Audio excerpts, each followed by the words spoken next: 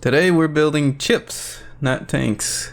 So normally when I have a video about a Starfall chip, actually it's only been Starfall chips, but normally I would have a collection of examples and I would just explain them and go through them. However, this is different. I don't have anything finished. I wanted to make something and basically go through the process. So if I thought something would work and you know, problem solve as the chip progresses along, that kind of thing. So this isn't so much of a tutorial, but you can kind of use it that way if you don't mind the video's length, that is. Anyway, enjoy. Okay, so at the start of the project, what I wanted to do was basically have the chip respond to someone getting in the chair. And yes, doing something so basic in Starfall is fun. But what I mean is get in the chair and just, you know, turn on the camera controller. Maybe display a message saying you are in a chair. I believe that's effectively what I've done. Also, I had the understanding to actually recap what I did rather than try to narrate over something live as I did it. Okay, so I'm not sure what I was expecting for like 1.5 to 2 hours, but yeah, it's something working now, admittedly. Well, I didn't do that much copy pasting actually.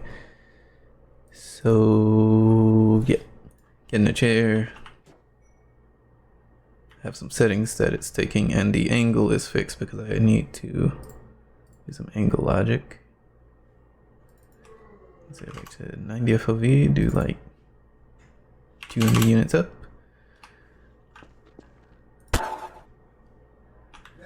Just get back in the chair. So in theory I should be able to change that whenever. Stick it on an E2 or something and feed it to the Starfall. But do all that. So the camera stuff is all client side, but I want to use wire inputs, so there's going to be a bit of networking involved. So on the server I have some I like to use these objects now. You could use loose variables and functions everywhere. This is just how I prefer to do it, but doing it the object way is, well, you specify a table somewhere. So you can see manager and operator are shared because I have one on the client too. But anyway, manager is kind of like your main thing, so it's even calling initialize and stuff like that on other like objects, but you know, easier input and output functions I have here, but doesn't really do a whole lot. This I might absorb into the manager. So basically it's supposed to get the driver and kind of like getting in and getting out the vehicle, sending messages to the driver to wake up, basically. Yeah, this is where some of the networking happens. Well, this is where all of the networking happens actually. So whenever the parent offset distance or FOV on the chip changes, you want to send that to the client. So you can see I have my input event over here. So using hooks, which are really actually quite nice. They're the equivalent of expression2 events. If we do input and go to hook, see how it works. So yeah, there's the function I subscribe to the event or add it to the hook. And I have another one, send all inputs. So if someone new gets it, just give them all of these settings effectively. And there's these yeah. So I don't have to write all this stuff twice. I just made it into functions. So send parents and offset, whatever. So you have, you know, per input that changes, you also have a bulk send all of this, because when a new driver gets in, that's what you want to do. Yep, there we go. And of course I have a client-side manager, which manages things client-side, I guess. And this thing really does not need to exist, but I'm not gonna worry about it too much. Receiver. So whereas this thing sends messages, this thing receives them on the client. So storing the parent offset distance, FOV, gonna have an equivalent of these like networking functions everywhere, depending on what the net message is. And we also have getters because these are all local. So this do in thing is kind of like a scope. What that really means is anything local inside of this scope cannot be seen anywhere else. So calc view unit, and I'll open that up again, I'm sorry. Schizophrenic. The thing that actually subscribes to the calc view hook cannot actually see the parent variable. If you do this, it won't work. Let's see. Won't work. That variable distrib doesn't exist. Yeah, it's nil. Can't get it. It is out of its scope. So instead, I'm using a getter. I really like using setters and getters actually. And of course, I don't have any way to pan the camera. It's probably gonna be added next time. So you can see rotating cube doesn't affect the camera's rotation because it's relative to the world. Epic. So I mentioned before I had the foreknowledge or understanding to actually recap what I was doing rather than narrating it live. Now I begin narrating it live. And this is where all the videos links come from. However, I guess you could make the point that when I got errors, and I did get errors, you could sort of see the process of dealing with them. Nevertheless, in this next section, which I'm calling the middle, I wanted to add panning to the camera, so previously the camera couldn't turn. I also added camera modes, so there's a stabilized gyroscopic camera and also a relative camera. And also beginning to add a few inputs, actually one input that I know of. And there was another thing with removed entities causing the chip to error out. So basically, I guess to recap this, so I need to be able to pan the camera around, and eventually there's going to be two modes. There's going to be like a local view and there's going to be a gyroscopic view. So to do that, I have two more objects, I guess you can say. So gyrocam and relative cam. This isn't implemented yet, but basically they're going to have these two functions that will be called, because if I go to the receiver, we have a camera behavior, and this is just going to be set to one of these two.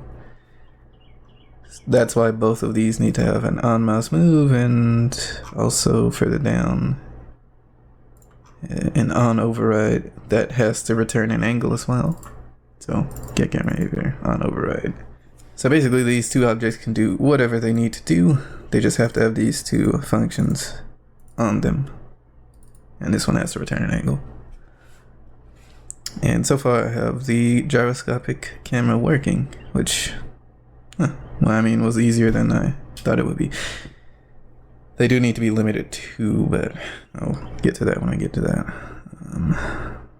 And of course, to give it the mouse moved, or get it to responding to the mouse, we just call the mouse move in the mouse moved hook, giving it the X and Y displacement as well as messing with the sensitivity on it. And what I need to do now is the relative camera functionality. We have the gyroscopic camera behavior. Now I want to add the relative camera behavior. And this is still going to be in a debug state. So I'm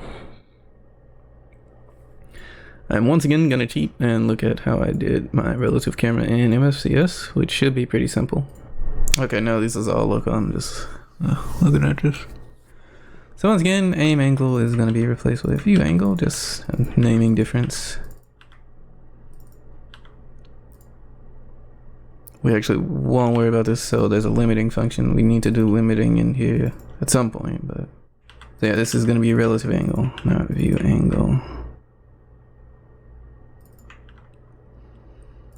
However, this will be view angle. So view unit get anchor, this is supposed to be the parent, so let's go to the receiver and have that get the parent. Receiver get parent. And we can collapse the gyroscopic, but you can basically see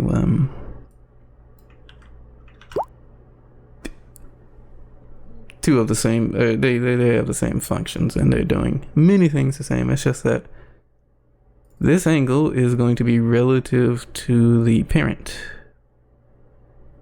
And towards the ends when we need to do the override, we just need to convert that to a world angle, which is what the local to world angle is.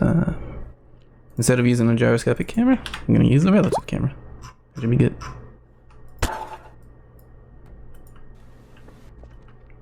There we go. So you can see now our camera is relative, and that was pretty quick and easy to do. So the thing that can happen is this. So basically, we're reliant on the parent actually being alive, and when the parent breaks, the chip error is out. So I'm gonna be trying to fix that. Should be pretty simple, I think. Basically what I'm thinking is, so everything here works already. If there's an entity removed, it's gonna turn itself off. And if we get in the chair and an entity doesn't exist, it's gonna turn itself off. And what I'm trying to do here is every time we receive a new parent, a new networking event that is the parent, which we do over here with receive parent, a special event or hook, custom hook. Every time that happens, we'll try to set it to be active, and we'll see what happens with that. So you should be working out of the box, right? Because this is my last dupe. You are working, correct? Okay. That all seems fine. So, remove. It's removed. And there we go. The previous behavior. Okay. So that was a little bit convoluted. Hopefully that makes sense. But basically, had to do a couple of things because I had actually a couple of issues, but this is basically just refactoring, moving it out of into chair. And this is partly necessary because if the parent breaks, we want to turn the chip off on the client. And all of this is client side. The server doesn't really care. Well, we turn the chip off on the client, so set active false, nice and convenient. Have our set active function here. So on the off chance that the entity isn't wired and it's just null somewhere, it's not going to let the chip run, basically. And on the off chance that we basically don't have an entity, just running fine, and then the entity gets removed. So basically first this onEntity removed gets triggered, in which case it turns itself off. But to get it to turn itself back on, if the entity input changes, we have a custom hook that every time it receives the new entity, runs this custom hook, and it's going to try to turn itself back on, and turning itself back on, it has a like automated check. So that's kind of nice. Chip is unerrorable for now. What I'm going to do is flesh some things out. So one of the big things about this is that with the cam controller, the Wiremod Camera Controller, you can select whether or not you want the movement to be localized or not. But you can't change it on the camera controller while it's running, so I would like to be able to do that, and that's something that MFCS can do. So in order to facilitate that, we need an input. So we'll add relative movement. This is going to be a number, and so we'll add another function. Send relative movement. There's probably a better way to handle networking, but this seems to work just fine. So else if, oops, this is not expression 2. I go back and forth between expression 2 a lot, so, and Starfall a lot, so I do stupid stuff like that. Truly, I do stupid stuff all the time, but okay. Send relative movement.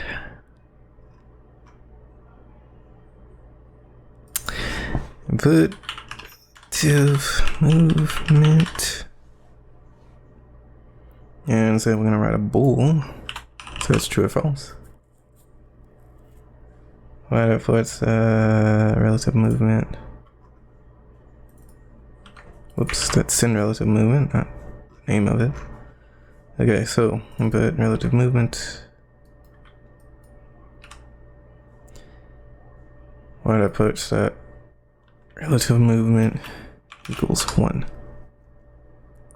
So relative movement is on or equals 1 is going to be true. If it's not, it's going to be false.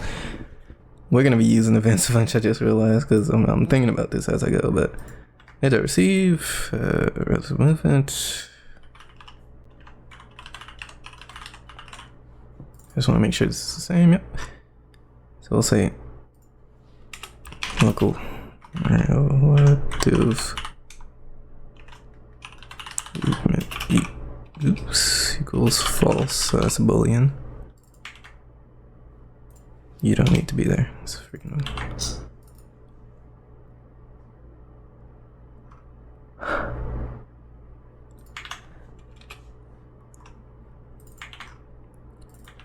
and that read bool. This is receive relative. This is see relative movement. Relative movement equals net that read bool. Okay.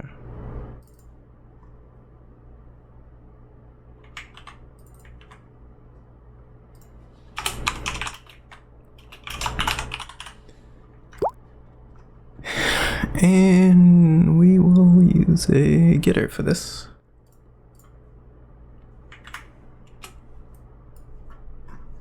Can I just copy this? Relative movement. Okay. So whenever we receive the relative movement, we're gonna run a different tick. So we'll say receiver. Guess what this is going to be called? Relative. Well, I guess it could be one word because of this trend.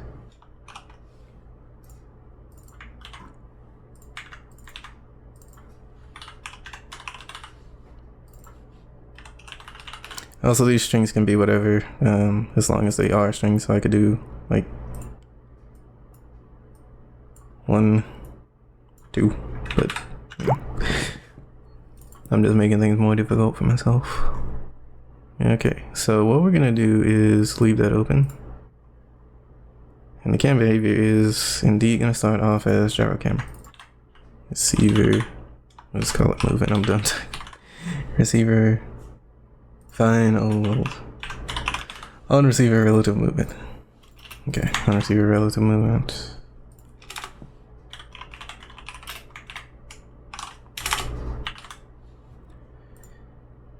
So we'll say if, and we can put this in there.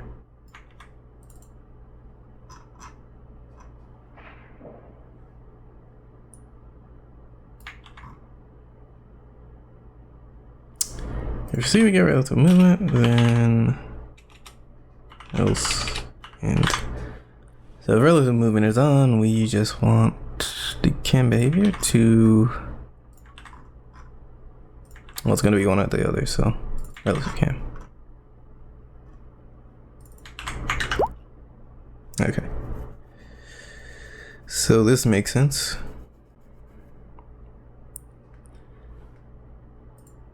And I just want to see if it errors out or not. Just curious.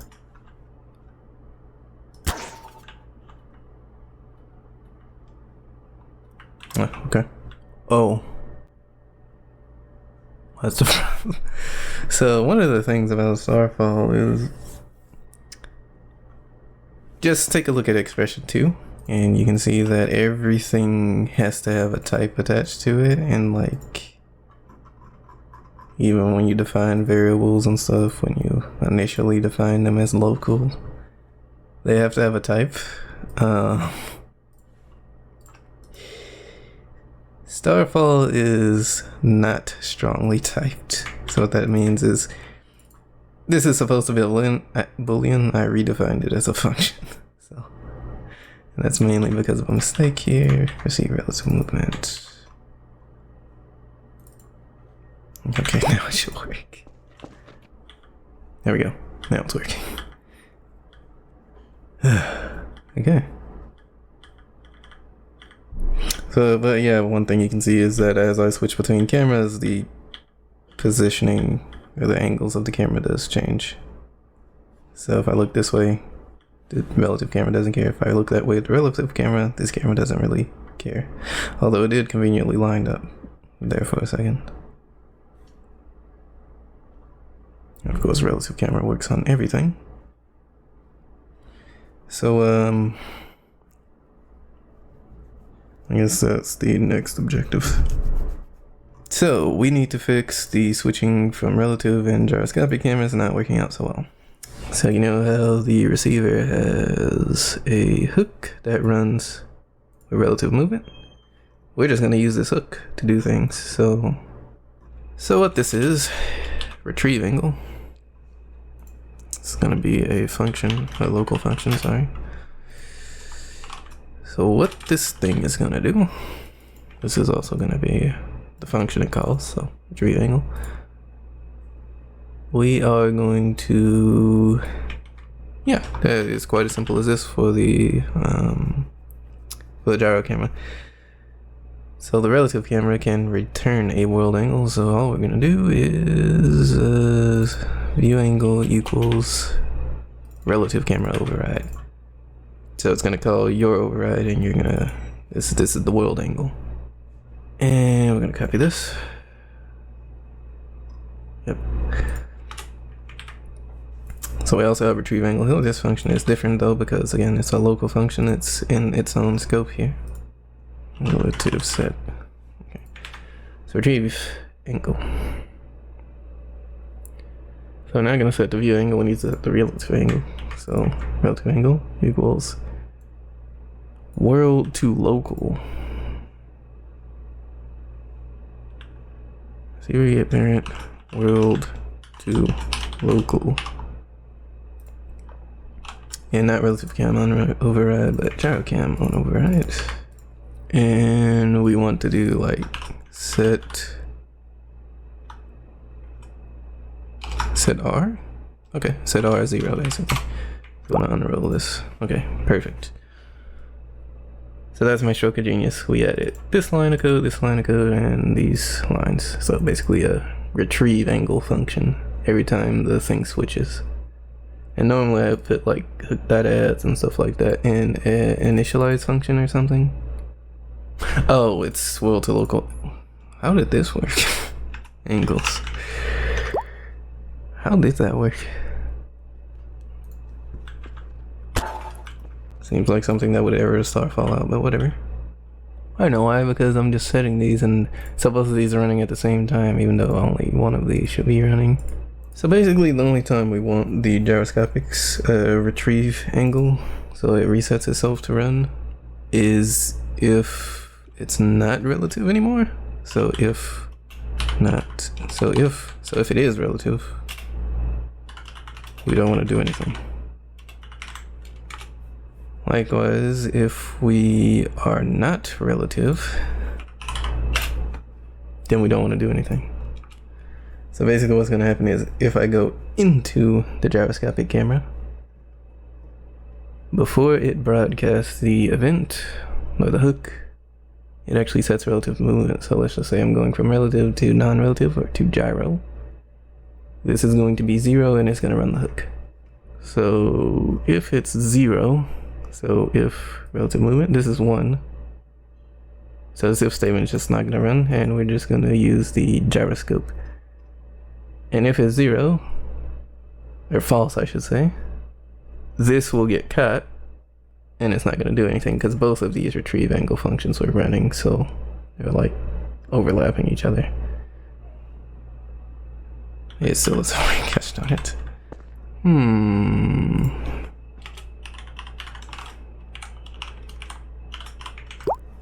I just want to see if you're even running at all. Okay, you're not running. That's peak. And that's why I use initialize like junk. Because basically this function isn't doing anything. So we set it as empty, and I mean, I guess I could do this. If I don't want to use an initialize function that bad, screw it, I'll do that. Oh, we need to. This is the function that calls that function. Okay, don't worry about it too much.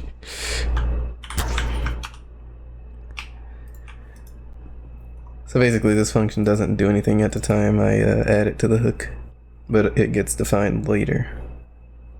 So this just straight up wasn't running, which is why it wasn't printing hi to me. So let's see. So we're in gyro. Oh, it actually ran.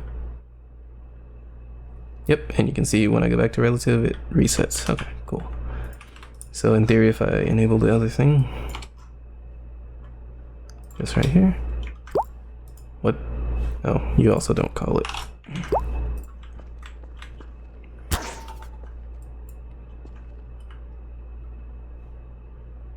There you go. That's quite nice. So whenever I switch, the camera will be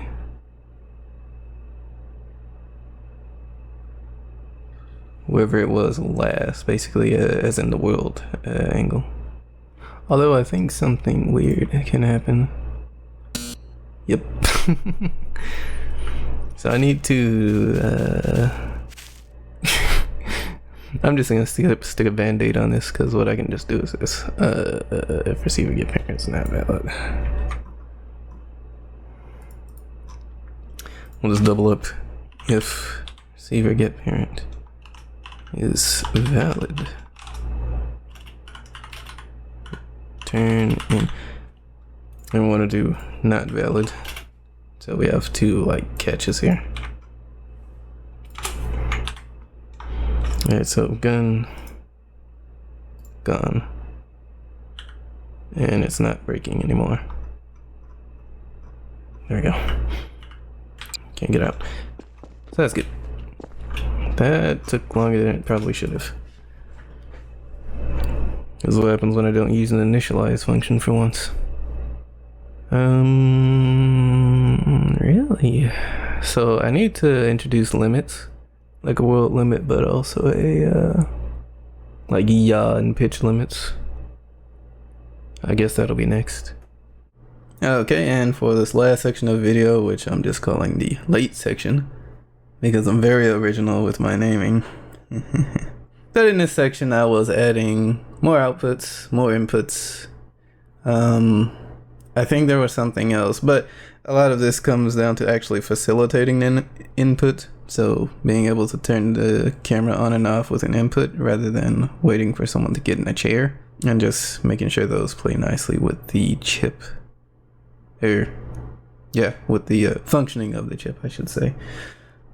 My microphone was off. That's kind of lame. But no, I changed the way set active works. So I added basically a new input, and added a new input, I have to add like a new function and then a new check to see if the input changed and all that crap. That sends to the client side receiver. Let me get it. Yep, here we go. So you can see activated, we're storing the activated value, receive activated. It's the same thing. And we have a getter for it. This one's special because it will be networked, because the manager needs to use this to determine whether or not it should activate, which is where I am currently. It was sort of working. The only problem is I have one small bug where when I leave the chair, the heads-up display stays on. And I figured out using this print chip that if you use OR to like do a default value, it'll always prefer true. So I need to change the way I'm doing that. Yeah, you can see on entity remove, we still call set active with false, because we can just call set active and it'll figure out what it needs to be, because the receiver has a activated getter. But this isn't working because I'm passing in this case false or true, and it's always going to give me true in this case. So I think what I'm going to do is, if not, oh, I should leave that because I need to copy it. So I'll say if not active, if active equals to nil, because not active is just going to be false, and it's going to override it anyway. So receiver get activate, active equals receiver get activated, and so we should be good now. Copium. There we go. We can get in and out. And oh yeah, another thing is that in my E2 chip, I added a thing that can turn the camera controller on and off with the activated input. So just like the Wiremod controller. And the other stuff still works, like relative movement and all that. Okay. That took longer than it should have. So we have the issue of the camera not being limited properly. So if I get in relative movement off, you can see I can just ooh. That's nice.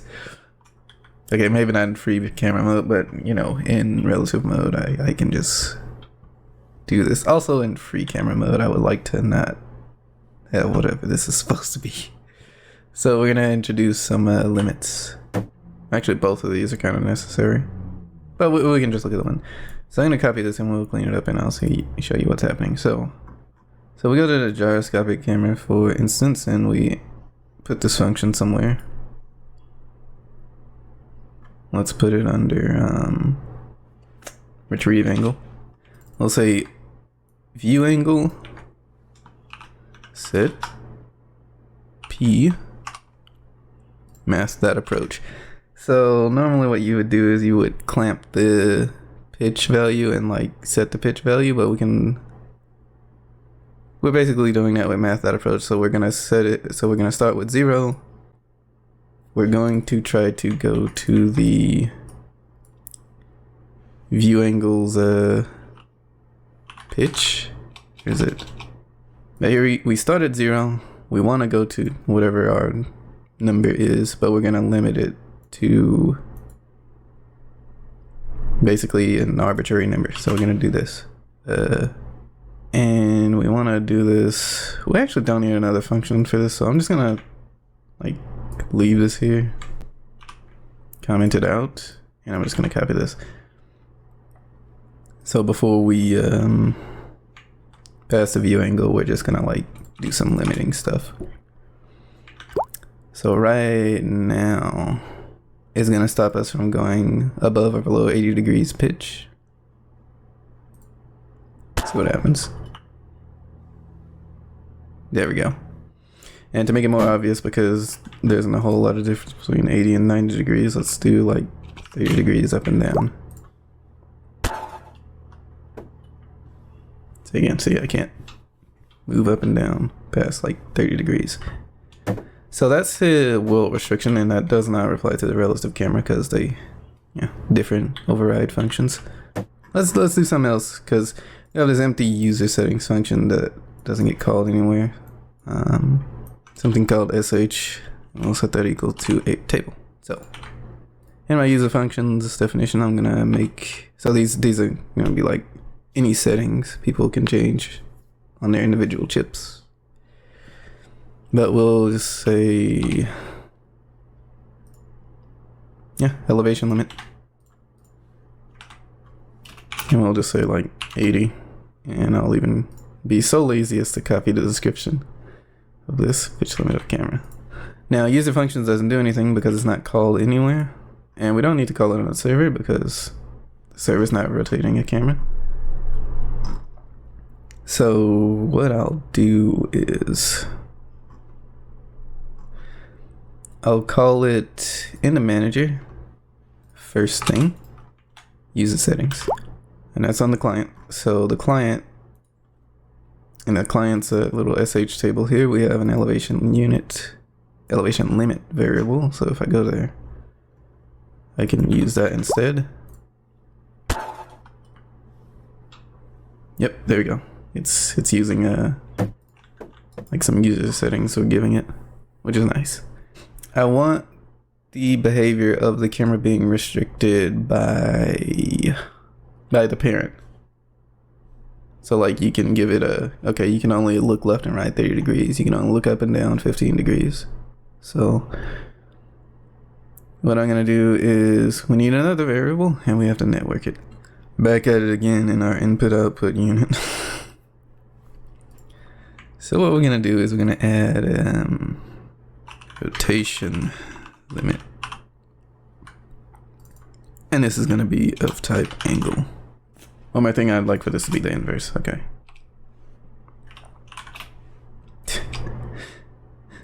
This looks horrible, but there's a method here, honest. Even if it's not very sane at all. So we're gonna have two variables for representing camera limits. So we'll say local is camera limited, and we'll say false. I'll say local camera limits equals angle. Okay. I'll say local receive. However, we're basically getting two different values, two different kinds of values. So we'll do.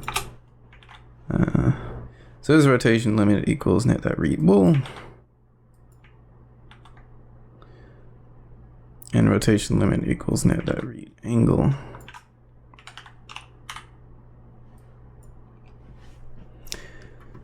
So I'm not sure how confusing having all these network functions is. So you can see we have read float here, but this one also reads a float. We have read bool here, but these other things read a bool. And it does work because the way they know which bools and which floats to read is because they're looking for a very particular net message. So you can see parent is only looking for the string input parent whenever there's a network message. So, well, there's only one read entity, but let's just say FOV. Receive FOV is looking for read float, but distance is also looking for read float. But the distance isn't going to get the float from the input FOV string. It's only going to get it from the input distance string. So I'm not sure if that makes any sense, but you only get one of each data type per network message. So for example, I can't do something like read bool 2. There's only one bool I can send per message, and only one angle per message, and only one table, which is why if you need to send a lot of data, tables are good because you can just, use all the table slots. First, what we'll do is we'll say, we'll put this in, but we'll say if receiver is rotation limited, then we'll do some stuff. And this stuff involves this. Right. So this also relies on there being a parent, because this is limited by the parent. Let's view.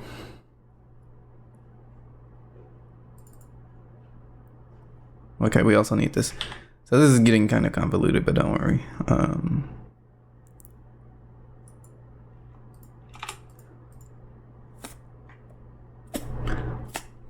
So the first thing we're going to do is we have a relative angle and view unit get anchor.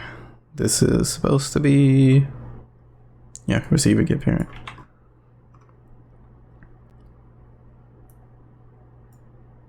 So I called it an anchor in MFCS, and it's attached to something called view unit. Don't worry about it too much. So aim world, this is view angle. So we're going to take the view angle, which is a world angle, and we're going to convert it to the parent, so it's local, and we're then going to restrict it. So we'll say relative set p, boom, and we'll do just like relative dot p. So this is going to clamp the pitch to be a pitch limit, which doesn't exist in this case because we need to get a rotation limit. Get rotation limit dot p. And keep in mind this just returns a whole angle, so we can just do dot p. And we're gonna do that again, but we're gonna set the yaw.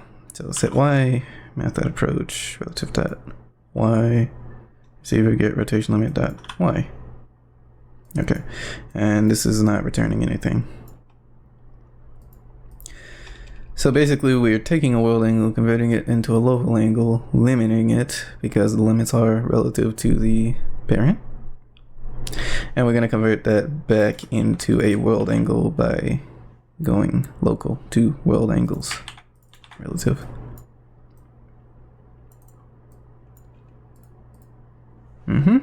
So by default it shouldn't error out, right? Yeah, okay.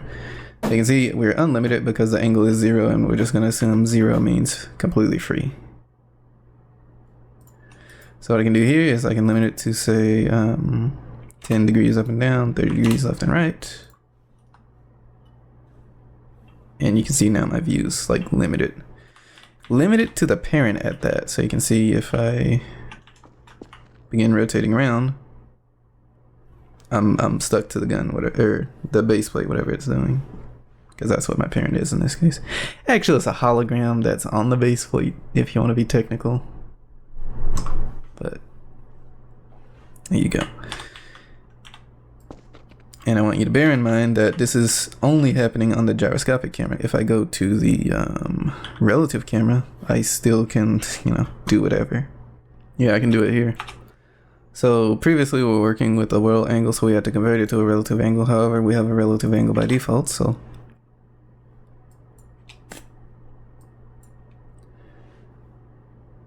if get rotation is the limit, then relative set P relative, and we don't have to convert it to a world angle. We're good. Yeah, we're good. That's all we have to do.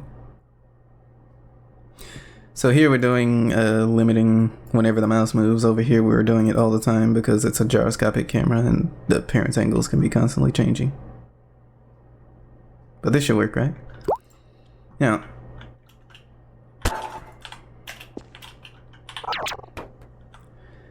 back to my example. So yeah, so you can see now the relative camera is limited, and if I let go, gyro camera's limited.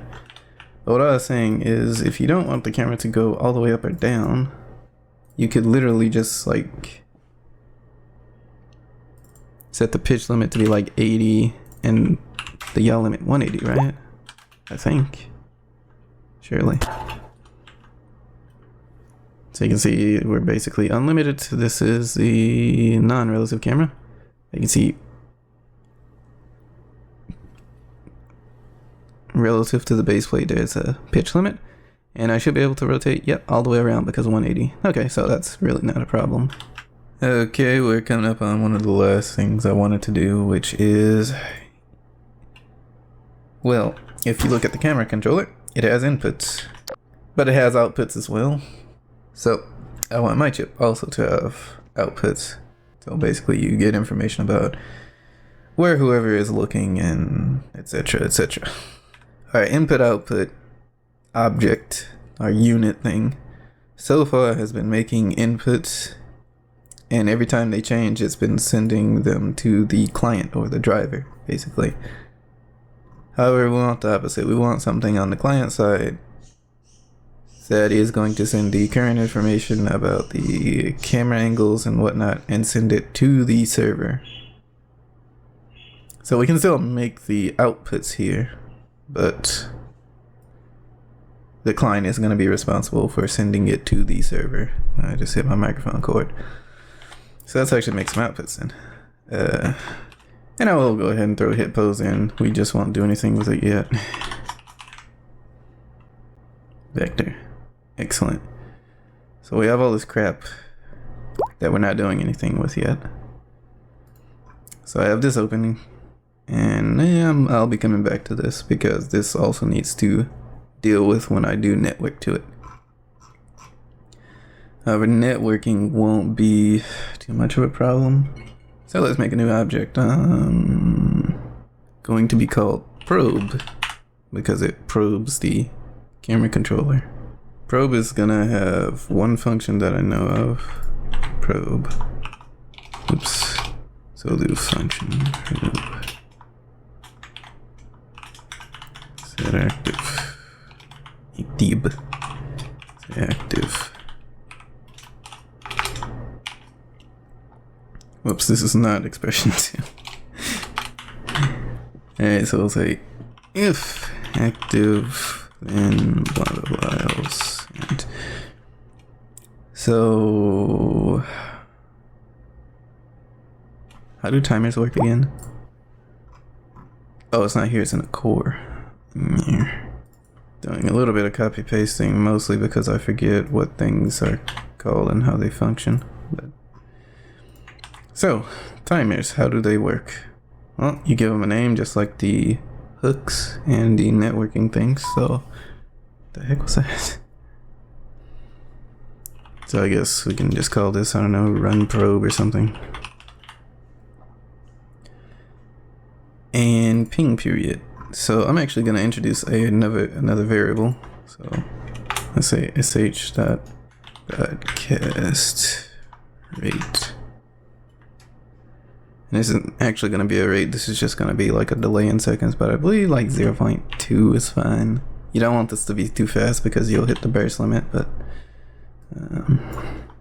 so basically this is the time, this is the how many iterations there are, or not iterations, but how many times it runs. 0 makes it runs forever. And we'll make a new function. So we'll say local send data equals empty. Let's call that. Now, I think it's timer.stop. And we need to give it the same name. That's good. So in here, I'm just gonna do probe set active, and this is just gonna go with the manager set active thing. So if you actually should be active, it's gonna run this timer. It's gonna broadcast. That's good. So what does send data do? That's the main function here. Well, so what I'm gonna do is go. I'll just say data equals that, and do net dot start. I have to come up with a name for this. Net dot write table, and that's going to be data. I'll do net dot send. Also, this tab isn't necessary. It's just so that you know it's everything in the middle here is like being networked. Of a shorthand. So what we can actually do is, so one way you can do key value pair stuff, you've seen it earlier with my event thing over here, is, but you can say thing equals, you know, whatever. So true. Another thing you can do if what I'm about to do, I'll just like put it that way, is my camera position, right? So what we can do is data.campose equals, it's going to be some vector. But this also is effectively the same thing as doing this. This is somewhat nicer. But anyway, we need to get the camera's position, the full position. So I think what I'm gonna have to do is keep track of all of this. So in the calc view, I'll just have local position equals vector. And instead of using pose, we'll use position, and position is going to be equal to that. And we'll just use a getter to get the position. Okay. Now, what is the origin? Well, I'm tempted to like have this be a thing, but I can also just do cam origin. It's just equal to this. Same thing, basically. Okay, what else do we have? We have dir and ang. So I'm just gonna copy this down here so I can look at it without scrolling all the way up. So cam dir equals, we can cache the direction as well. Direction equals vector. So the direction equals and get forward. Might as well use it over here, right? And we can do get direction, return direction. Alright, and the other thing we want is the angle. So guess what else is about to be cached?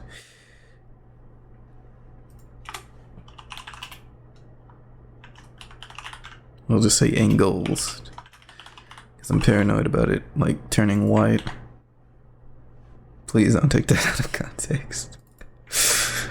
Oh man. And I think that's it, other than hit pose, which we're just going to ignore. Actually, we'll give it a default value. We'll say hit pose. We'll just give it the center of the map, so. Yeah. Okay, so I have this function. It just runs every now and then is determined over here. So every 0.2 seconds. So 5 times a second. It's going to populate a data table, which has it has all the outputs we want, basically. Named exactly the same as the outputs we want, which is going to come in a second. And this is just going to start up a networking thing and send it to the server, which I haven't given a name yet, and I need to do that. So let's give this function a description. So what should we name this? I guess we name outputs. Okay, now we actually need to do something with this. We need to intercept this message and do something. So IO unit. So we do net.receive on the server. If I could net.receive. Put this up here. So local set outputs. And receive blah blah set outputs. And I need this. So let me close that thing. And it was called outputs, yes. So net.receive outputs, and we call set outputs. So what this function is going to do is, we'll just say local data. Oh, you know what? We can do something else. So we'll use a for each loop. So for. Now the way we do this is key value in I pairs, and we can do net.read table. I remember read table is just going to give us the table there. We do in, so this is kind of like the empty scope I've been doing. Now, because our table is not an array type, it doesn't increment from 1, 2, 3, 4. It actually has names for the indexes. We don't use I pairs, we just use pairs. And I actually don't care about the key. So normally you see KV. That's what it stands for, key value. So you can use an underscore. Now, actually I do want this. We'll keep the K. And the V is, well, value, so I don't need to change this. Normally I give these custom names, but we can say wire.ports. We use a square brackets, so we don't want to use .k because it's going to look for an input named K. So we use this. Dot. So this is going to be the name. So this is going to be, you know, hit pose, cam pose, origin, whatever. That's what the key is basically the name, the address. So wire.ports like K equals V. That's it. And the V is once again going to be, well, hit pose is a vector, cam pose is a vector, cam origin is a vector, cam tear is a vector, cam ang is an angle. So this should work, Copium. So if I debug this now, let's see what happens. I believe. Oh, yep, you can see it populating. Look at that. That was pretty easy, actually. So that's nice. So hit position. Currently it's not being used. So let's make it be used. Alright, so let's go to the camera module, see how I'm doing hit position. I'm actually gonna copy all this because I'm gonna be going. Well, I don't need to. So instead of rangers, the ranger in Starfall or in GLUA, I guess, is a trace. The trace. Let's do trace line. So start in pose. So we'll do start pose is going to be the camera's position. So we can just do that. And the in position. Now, that is going to be position plus the direction times a certain amount. So basically we're taking where we currently are and going out a certain distance in the direction we're looking. Now 100 is tiny, so what I want is trace range. I'm gonna put this in like as a user setting, but ideally you wouldn't touch this. So 10 to the power 5 is something like 2.5 kilometers. It's fine. And this is the filter. We'll come back to that later, but let me see. Can I set nil filter? I can set nil filter.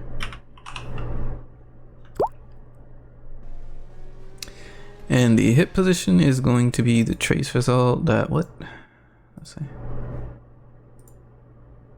Trace result that hit pose. So these are like properties.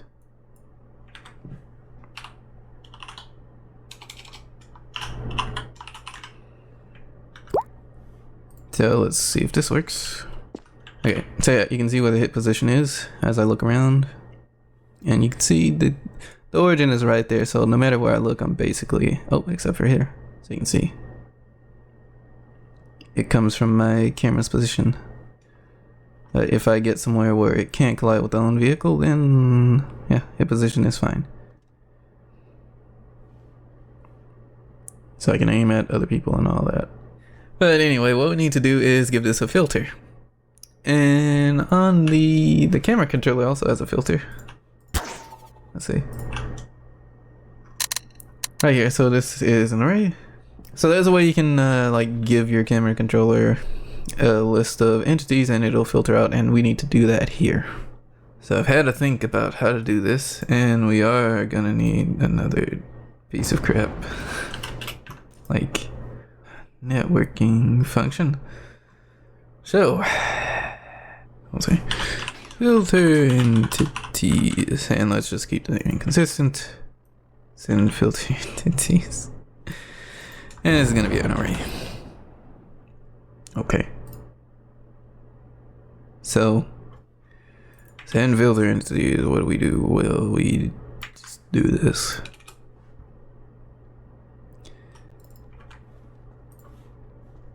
Buenos dias. Put filter entities. Can you write an array? No, you can write a table though. Which table and array is, might as well be the same thing. So do wire that ports that what is it called? Filter entities. That's an angle and not an array, right? Yeah, okay. Just checking something else, don't worry about it. Wire that ports that filter entities. Okay. Okay, we're good. So we'll send over that array to the client. Now the client needs to receive this, so we'll go to the receiver. Too bad I can't use the probe for this, huh? So go over to the receiver and Omega.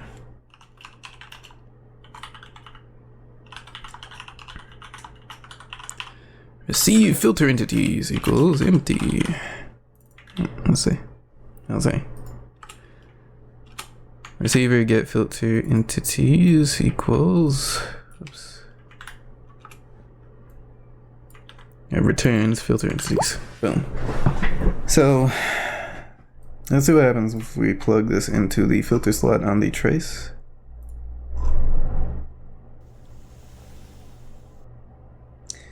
So I believe it was the third slide if I look at it. So 1, 2, 3, filter.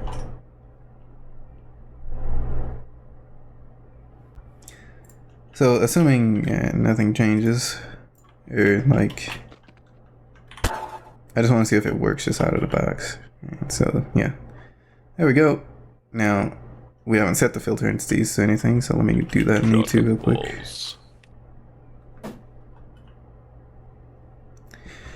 Okay, so now you can see I'm aiming at the gun like I was before, and my vehicle is filtered out, which is awesome. Now I have a hypothetical for you. So I have this gate here. I have this gate here, and I'm just gonna parent this gate to the base plate, and I'm gonna refresh the chip. Alright, so I have that gate there. I cannot aim at it because it's filtered, which is good. That's what we want. What do you think happens when I remove this gate?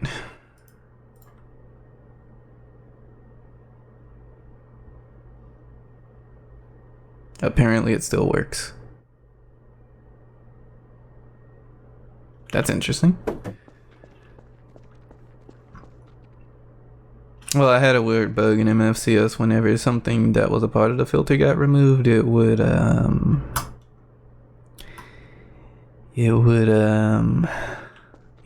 error the whole chip out, but now that doesn't seem to be the case. So I actually want to see what's going on. Does that like change the... I'm kind of terrified because this has consistently caused one of my Starfall chips to break.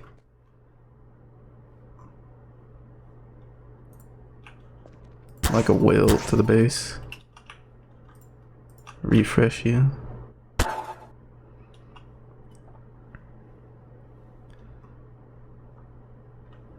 I mean, if it works.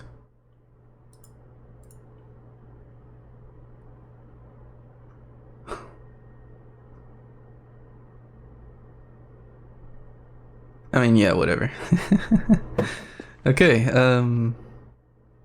that's good. Because I would have had to do something really stupid to try and get around and fix that. I mean, we're basically done then. I mean, yeah, that's it. We got everything we want. So there was more to the project that I didn't show. Basically adding the finishing touches and doing some random bug fixes. So you can see I've, added a few more user settings or turned things that were just like hard-coded into user settings.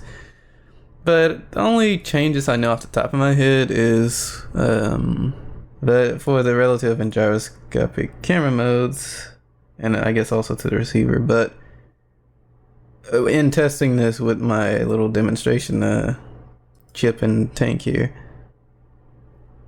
there was some weird behavior with switching from gyroscopic modes and that, and like the camera pointing the wrong way. Some of that was because of the E2 chip, but I basically changed what happens when you switch cameras so it's a little bit more thorough, I guess. So there's extra stuff in retrieve angle. There's also another event for when any of the limits change, and I guess that's another thing I should mention is there is now a cursor angle, and this is used as the primary, and the views angle is gotten from there. But you'll be able to look through this chip on your own if you're interested, because this is going to go on the GitHub and also on this demo tank, which will also be a download. But there should be another video for you to get that in. Screw it, no, go to that video and get the link. So like, yeah, this video is longer than it should have been. It's the first time I tried to do something like this. I think in the future, if I do something like this again, I am not going to narrate it live, but rather recap every major step I do. And try and talk about how things were going that way, because it's a lot shorter. And a lot less work to edit. Anyway, see you around.